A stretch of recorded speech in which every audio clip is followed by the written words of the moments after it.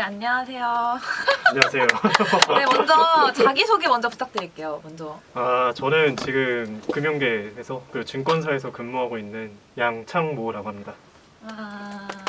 네, 안녕하세요. 저도 같은 증권 회사에서 근무하고 있는 김현도라고 합니다. 반갑습니다. 반갑습니다. 이유는 저희 회사에서 새로 나오는 책에 수록될 인터뷰 촬영을 할 겸 제가 이제 제 친구와 제 친구 지인분 이렇게 모셔봤어요. 그래서 저희는 다 되게 산뜻한 20대고요. 사실 저도 창업을 한 입장에서 처음에는 수익 구조를 만들고 뭐 이런 거에 집중했지만 나중에는 내가 뭐 언제쯤은 뭐 자금을 이제 크게 필요하지 않을까? 아니면 내가 언제쯤은 상장을 그래도 준비해야 되는 시기가 있지 않을까 해서 이제 제가 그거에 대해서 오늘 질문을 하려고 하거든요. 먼저 창모 씨의 일단 하시는 일을 자세하게 좀 알 수 있을까요? 제가 하는 일은 증권사 내에서 커버리지라는 업무를 하고 있고요. 커버리지라 하면 기업과 이 증권사 간의 릴레이션십을 바탕으로 기업이 필요로 하는 모든 금융 서비스를 제공하는 것이라고 할 수 있겠습니다. 기업이 돈을 필요할 때, 자금을 필요할 때 되게 적합한 시기에, 적절한 시기에 적합한 방법으로 자금을 조달해주는 자금 조달 업무가 있겠고요. 국내 기업 같은 경우에 지배구조 관련해서 저희가 자문 업무를 맡고 있는데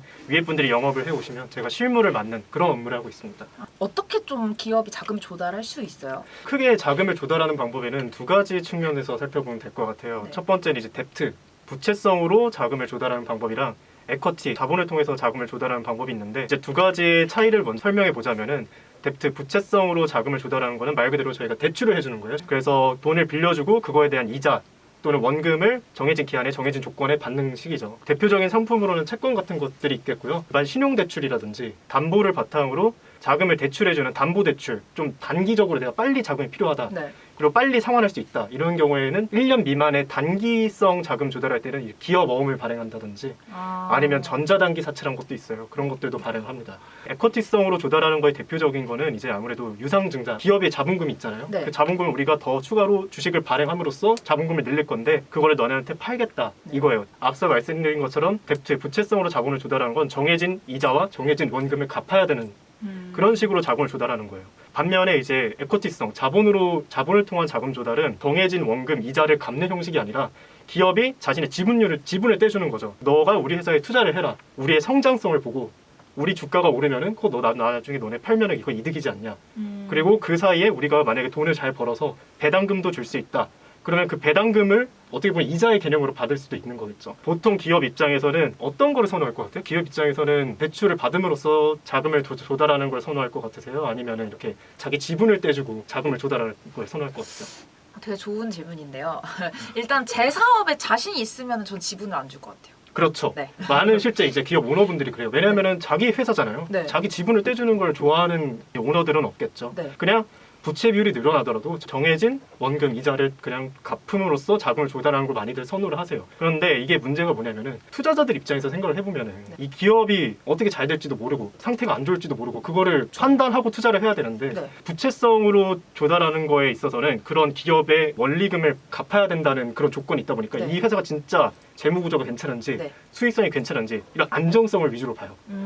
그러다 보니까 신생기업, 네. 중소기업보다는 대기업, 우량 기업들이 채권을 발행할 수 있고 그거를 살 만한 투자자들이 있다는 거죠. 보통 이제 우량 기업들 같은 경우에는 자기 지분 떼주는 식의 에쿼티성 자본 조달보다는 네. 이렇게 뎁트성, 대출을 받아서 자금을 조달하는 걸 선호를 하시고요. 중소기업이나 이렇게 신생기업 같은 경우에는 애초에 그런 식으로 자금을 조달하는 게 현실적으로 좀 어려운 면들이 많아요. VC랑 비슷한 거예요. VC 같은 경우에도 이제 투자를 할 때 투자 대상이 이제 벤처기업이잖아요. 네. 매출은 나오는 기업들이 있겠지만 이익이 나오는 기업들이 사실은 많지가 않잖아요. 그럼 이제 투자자 입장에서는 돈을 투자를 할 때 이 회사의 안정성, 뭐 돈을 갚을 수 있다. 네. 그런 걸 보고 투자를 할 수는 없잖아요. 부채성, 이렇게 대출을 통한 자금 조달은 어렵고 현실적으로 이렇게 지분을 담보로 한 에쿼티를 통한 자본 조달이 보통 많죠. 그럼 그게 VC라는 거예요. VC는 말 그대로 벤처 기업에 투자를 하는 거예요. 투자 행위요? 투자하는 행위 자체를 벤처 네. 캐피탈인 거죠. 스타트업이 필요할 때, 자금을 필요할 때 그걸 투자해주는 사람들이 이제 벤처 캐피탈, VC인 것들이에요. 근데 그 투자하는 방식에 있어서 이런 에쿼티를 바탕으로 투자를 한다는 거죠. 그러면은 이제 뎁트? 이게 약간 대출 같은 느낌이잖아요. 네, 그렇죠. 부채. 그럼 이거는 뭐 몇 프로까지 된다라거나 뭐 예를 들면 건물을 살 때 뭐 70%까지 된다라는 것처럼 네. 그 기준이 일단 있는지? 뎁트성, 부채를 통한 자금 조달에도 되게 네. 여러 가지 방안들이 있어요. 네네네. 일반적으로 은행에서 가가지고 그냥 대출 받는 경우 있고요. 네. 또 아니면은 돈을 자금을 받으면은 그거에 대한 이자랑 원금을 갚는다는 증서를 네. 발행하는 채권을 통해서 자금을 조달하는 방법도 있고요. 네. 아까 말씀드렸던 1년 미만의 자금 조달 같은 경우에는 이제 네. 기업 어음이라는 방식도 있고 전자단기 사채라는 이런 방식도 있어요. 그러다 보니까 이게 대출 한도를 정할 때 회사채 같은 경우에는 이제 어떻게 진행이 되냐면은 발행하는 방식에 따라서 네. 혹시 뭐 공모, 뭐 사모 이런 말 많이 들어보신 적 있어요? 들어봤어요. 네. 이게 어떤 개념이냐면은 공모 같은 경우에는 일단 회사채를 발행을 하면은 네. 그걸 누군가 사줘야 되잖아요. 네. 그 살 때 이거 좀 사주세요. 네. 이렇게 권유를 하는 행위가 있을 거 아니에요. 네. 네. 그 권유를 할 때 50인 이상한테 하면은 공모, 네. 모집이라고 그러거든요. 그게 아니라 49인 이하한테 증권을 사달라고 권유하는 행위라는 거를 이제 사모의 방식이라고 그래요. 그러다 보니까 공모 같은 경우에는 이렇게 다수에게 투자 권유를 하는 행위인 거잖아요. 네. 네. 그러다 보니까 수많은 투자자한테 이 상품에 대해서 설명을 해야 되고 또 그러다 보니까 많은 투자자들이 볼 수 있으니까 금감원 같은 이런 금융당국에서 네. 그 요구하는 서류들이 굉장히 좀 많아요. 사모사채 같은 경우에는 49인 이하한테만 이렇게 투자 권유를 행위를 할 수 있다 보니까 네. 이런 공식적인 절차가 아니라 이런 저희 증권사 같은 데서 네. 투자처를 따로 알아봐줘요. 기업이 이번에 뭐 채권을 발행하고 싶다. 그래서 자금을 조달하고 싶다 하면 네. 그럼 우리가 한번 이거를 투자할 수 있는 사람들을 따로 비공식적으로 한번 찾아서 노킹을 하는 거죠. 네. 그래서 발행 조건을 결정을 하는 거예요. 공모사채 같은 경우에도 발행 규모 같은 경우에는 네. 이제 회사 사정에 따라 또 자율적으로 정하기는 하는데 네. 가격을 결정함에 있어서 좀 공식적으로 이제 수요 예측이라는 행위를 해요. 사모의 방식의 경우에서는 비공식적으로 그냥 아름아름 네. 정했다면은 공모사채는 공개적으로 일종의 경매를 한다고 생각하면 될 것 같아요. 네. 네. 이게 뭐 정해진 한도가 있다. 발행 금액을 결정할 때는 좀 이제 자율적인 면은 있다.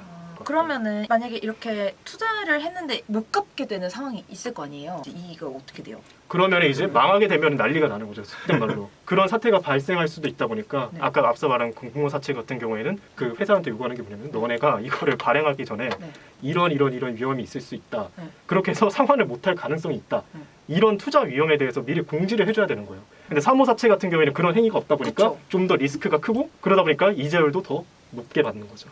그러면은 이 사모펀드 보통 규모가 49인 이하라고 해도 그래도 얼마 정도 이게 규모가 몇 억부터 몇 억 사이 뭐 이렇게 있을까요? 공모 같은 경우에는 아무래도 기업이 우량하고 규모가 네. 크다 보니까 네. 뭐 진짜 큰 기업 같은 경우에는 뭐 1조 넘기는 경우도 있고요. 네. 기업들 중에서도 나름 사이즈가 좀 작은 데가 있을 네, 거 아니에요. 네. 그런 데도 보통은 한 몇백억씩을 하죠. 한 4, 500억 하고 네. 사모사채 같은 경우에는 발행 금액이 진짜 많이 해야 진짜 뭐 500억. 최소? 아무리 적어도 보통 그래도 한 몇십억 정도 아. 하는 편인 것 같아요. 근데 저도 항상 이런 걸 보면서 느꼈던 게 첫 번째 방법을 안 되니까 이제 이 방법을 하는 경우가 있을 것 같은데 그렇죠. 네. 결국 많이 발행되면 이미 산 사람들은 가치가 약간 희석되지 않나? 기존 주주 입장에서는 되게 불편한 일이에요. 기존 주주의 권한을 침해하는 행위거든요. 그쵸. 그래서 주식을 발행할 때 네. 되게 다양한 방법들이 있는데 주주한테 우선 배정하는 방식. 이렇게 발행을 하면은 네. 주주가 기존에 갖고 있는 지분율만큼 새로 발행하는 주식에 대한 참여할 수 있는 권리, 살 수 있는 권리를 먼저 준다는 거예요. 근데 막을 순 없죠. 뭐 막을 수는 없죠. 이사회에서 네. 뭐 적법한 절차를 거쳐서 네.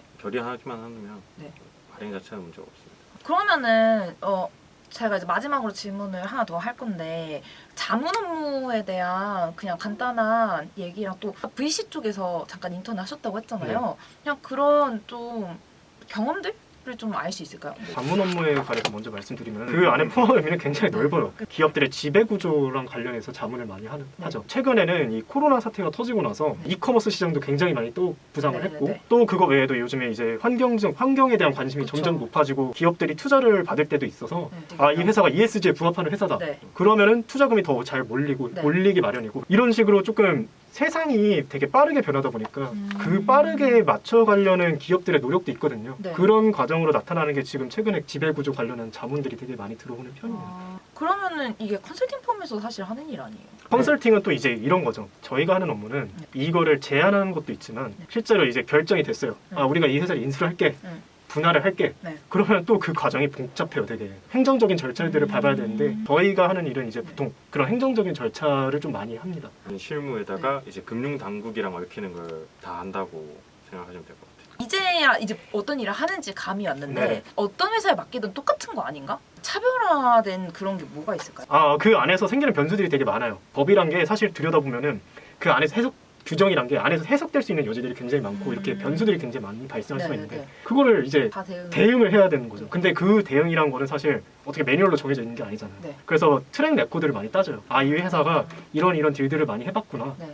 그러면은 이제 그 회사들한테 좀 더 맡기는 경향이 있겠죠. 마지막으로 VC 쪽의 경험이 또 지금 하시는 일에 되게 또 많은 인사이트를 주셨을 것 같은데 VC 쪽에서는 어떤 기준을 가지고 좀 투자를 해요? 아니면 어떤 기준을 해야 나라에서 투자를 받기 좋다거나? 투자 기준은 사실 그 캐피털사마다 자기만의 뭐 투자 원칙이 있고 네. 그분들이 생각하는 가치는 제각각일 거예요. 네. 근데 이제 정부 차원에서 이제 조금 설명을 드리자면 네. 조그마한 자본금을 바탕으로 외부에서 우리가 이번에 투자를 하려고 하는데 네. 정부 차원에서도 출자 사업 이런 걸 해요. 공고를 해요. 매년. 출자 사업에서 뭐가 하나 선정이 되셨던 게 있나요? 같이 했던 프로젝트 중에서? 그때 당시가 한 2020년이었는데 네. 이게 통신 기술이 발달하면서 네. 되게 산업의 트렌드가 많이 바뀌었다. 이번에 이제 5G가 도입을 할 건데 네. 5G도 그런 변화를 일으킬 수 있는 섹터라고 생각을 한다. 그런 논리를 바탕으로 네. 이제 썼죠. 네. 그 당시에 이제 선정이 돼서 다른 투자자들 잘 모집해서 투자를 잘 진행을 했다고 하더라고요.